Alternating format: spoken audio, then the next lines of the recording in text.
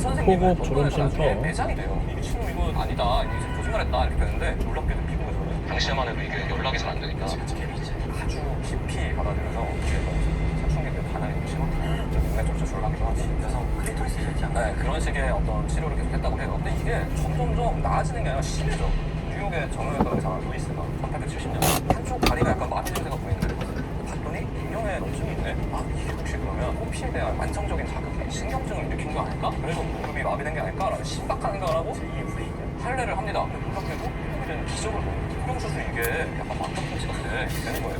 제가 생각할 때 이거 길란바레 신드롬이나 이런 거였는데 지나가는 거였겠지. 시간이 지나서 우연히 이게 좋아진 건데 우연히 겹쳐가지고 그렇게 된 것 같아요. 이게 우연히 계속 겹쳐. 탈장, 방광염, 결석, 불면증, 소화불량, 구마티즘, 간질, 천식, 난요증, 브라이트병, 발기부전, 매도, 방귀, 피부암 다 모든 수술로 예방할 수 있고 치료할 수 있다. 이런 믿음이 생겨요. 그게 19세기라는 거잖아요. 19세기죠, 19세기. 그때는 그래도 질병의 자연경과라는 게 있잖아. 대부분의 병들은 이제 시간이 지나면 좋아지거든요. 사실 이 이유가 하나 더 있습니다. 마취 기술이 나오고 소독을 하니까 수술 자체에 대해서 머리낌이 좀 없어요. 그러니까 이게 엄청 대유행을 하는데 유행이 조금 가다가 다시 미친 듯이 유행을 하는 시기가 이게 우리나라도 그것 때문에 영향을 받는 거는 사실 더워. 인체로가 양면 전파를 펼치죠.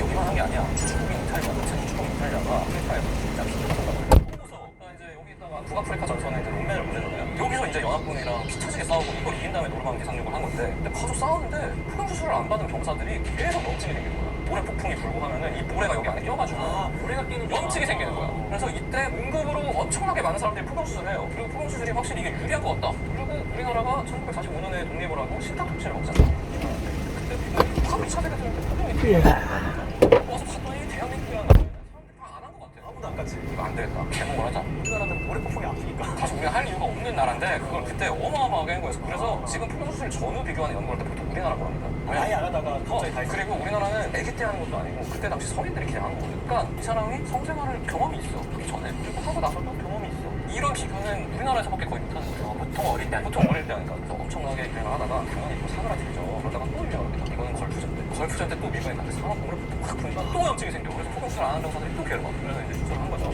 이거를 보고 처음으로 되돌아가 보면은 다 그런 것은 아니지만 대체로 할례를 시행했던 민족들이 사막의 민족이에요. 왜 사막이라고 해요? 이걸 잘 기억하셔야 돼요. 그러니까 이 사람들이 처음에 근데 이거 어떻게 자를 생각을 했는지 모르겠지만 모래 폭풍 여기 아프니까 한번 잘라왔겠지. 그러니까 자꾸 보니까 안쪽에 안쪽에 먹여서 이러니까 이거 한번 잘라왔겠지. 빼냈겠지, 처음에는. 그래서 이거를 시행을 하다가 이유를 생각하지 않고 강하는 관심이 생겼지.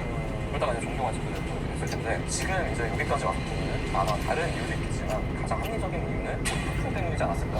우리가 지금 가서 도대체 맞춤 없이 이걸 왜 했을까 싶지만 나름 이게 또 사람의 치유의 이유가 합리적인 이유가 있었다. 오늘도 이렇게 역사를 알아봤고 다음에도 저는 아마 내 역사를 준비하게 될 것 같습니다. 감사합니다. 감사합니다.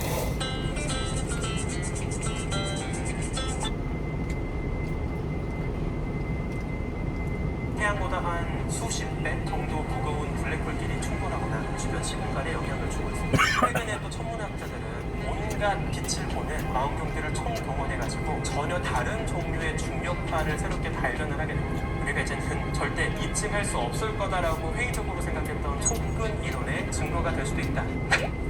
안녕하세요. 은하들의 충돌과 진화를 연구하는 천문학자 우주먼지 지웅배입니다.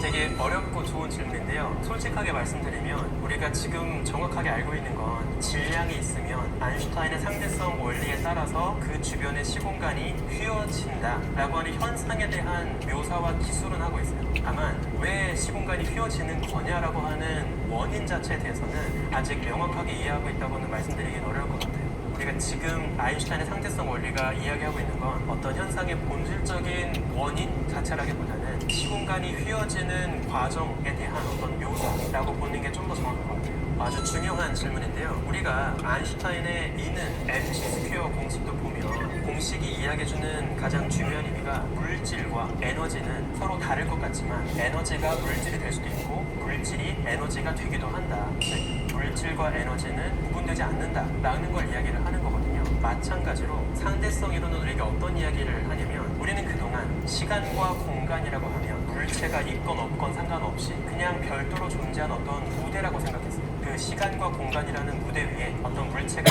존재하는 것이고 물체가 있건 없건 상관없이 시간은 그냥 흘러가는 거죠. 근데 놀랍게도 상대성 이론에 따르면 물체, 질량이 있으면 주변 시공간이 왜곡되고 휘어지고 즉 서로 상호작용을 하는 거예요. 다시 말하면 시공간은 물질과 상호작용하는 물질적인 무언가다라는 이야기를 하는 거죠. 비유하자면 옛날에는 시공간을 수조 틀과 같다고 생각을 했습니다. 수조 안에 돌멩이를 넣건 물고기를 넣건 수조 틀은 상관없죠. 하지만 지금 우리가 생각하고 있는 시공간은 정확히 어떤 느낌이냐면 수조 틀이 시공간이 아니라 그 안에 담겨있는 물 자체가 시공간인 거예요. 그 안에서 물고기가 헤엄치고 돌멩이를 떨어뜨리고 하면 그 물이 출렁거리고 상호작용을 하잖아요. 시공간은 이처럼 물체가 있을 때 없을 때 아니면 질량이 무거울 때 가벼울 때 계속 변화하고 요동치는 어떤 물질적인 무언가다. 물질과 상호작용을 할 수 있는 무언가다라는 것이 바로 이 이론의 핵심이라고 볼 수 있습니다. 시공간이 만약에 블랙홀이나 태양같이 질량이 무거운 무언가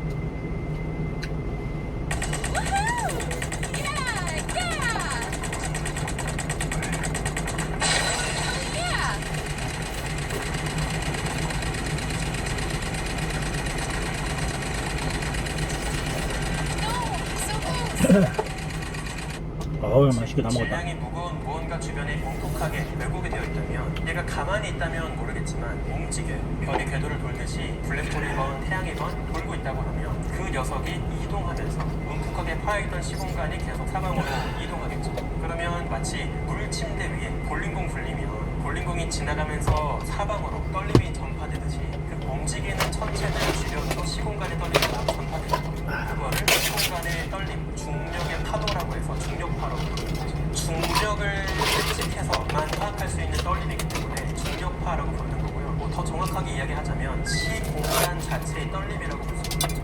그렇죠. 사실 저도 그렇고요. 지금 영상을 보고 계신 여러분도 그렇고요. 내가 갖고 있는 질량만큼 이 지금 지구 주변의 시공간을 정말 미세하게 왜곡시켜 놓고 있습니다. 그리고 걸어가거나 달리면 제가 왜곡시켜 놓은 만큼 아주 미세하게 주변 시공간이 추렁추렁할 거예요. 그래서 조금 더 덩치가 크신 분들이 더 강한 중력파를 부여합니다. 그렇죠. 당연히 우리 덩치에 비해서는 훨씬 더 무거운 질량 덩어리니까 지구도 중력파를 만들고 있긴 할 겁니다. 다만 아직까지는 인류의 관측 기술로 지구 정도로 사이즈가 작은 행성이 만드는 중력파를 유의미하게 관측하기 좀 어려운 편이기는 해요. 지구가 자주 주변 시공간을 뭉툭하게 왜곡시켜 놓은 채로 많이 덥다. 하다 보니까 그 회전 끝에 시공간이 약간 꼬이는 것처럼 더 시공간이 많이 왜곡되는 효과가 벌어집니다. 그리고 실제로 이 현상은 지구 주변을 근처를 지나가면서 빙글빙글 돌고 있는 탐사선, 인공위성들의 궤도가 미세하게 변하는 걸 통해서 오래전부터 알려진 사실이기도 해요. 그래서 지구도 당연히 아주 미세하긴 하지만 주변 시공간에 영향을 주고 있습니다. 그러면 이 시공간 자체가 떨리고 있다는 걸 우리가 어떻게 발견을 할 수 있을까? 이제 이런 질문이 들죠. 어떻게 해볼 수 있냐면 우주 시공간 자체가 물결치는 현상을 찍어야 되는 거잖아요. 그러면 최대한 이곳 저곳에 부표 같은 걸 띄워놓고 그 부표가 위치가 변하는지 부표와 부표 사이 거리가 변화하고 있는지 이런 거를 보면 알 수 있을 거예요. 이해를 도와드리기 위해서 예전에 봤던 한 SF 영화 속 장면을 잠깐 인용을 해보자면 미군 해병대랑 지구에 쳐들어온 외계인이랑 바다에서 전투를 해요. 근데 외계인이 은폐를 해가지고 안 보입니다. 그때 이제 군인들이 어떤 방법을 쓰냐면 바다에 띄워놓았던 부표, 센서를 활용해가지고 부표에서 신호가 오면 그 투명한 외계 함선이 여기를 지금 지나가고 있다. 이런 식으로 감지해서 거기다가 대포를 쏘거든요. 이런 식으로 우주 공간에 어떤 우주 부표를 띄워놓고 그 부표 사이 거리가 변화하고 있는지 사이 시공간의 길이가 출렁출렁거리고 있는지 이거를 잴 수 있다면 간접적으로 중력파를 입증할 수 있는 거죠. 이거를 실제로 하기 위해서 미국 대륙 동쪽 끝과 서쪽 끝에 아주 맛있게 잘 거대한 먹었습니다. 우주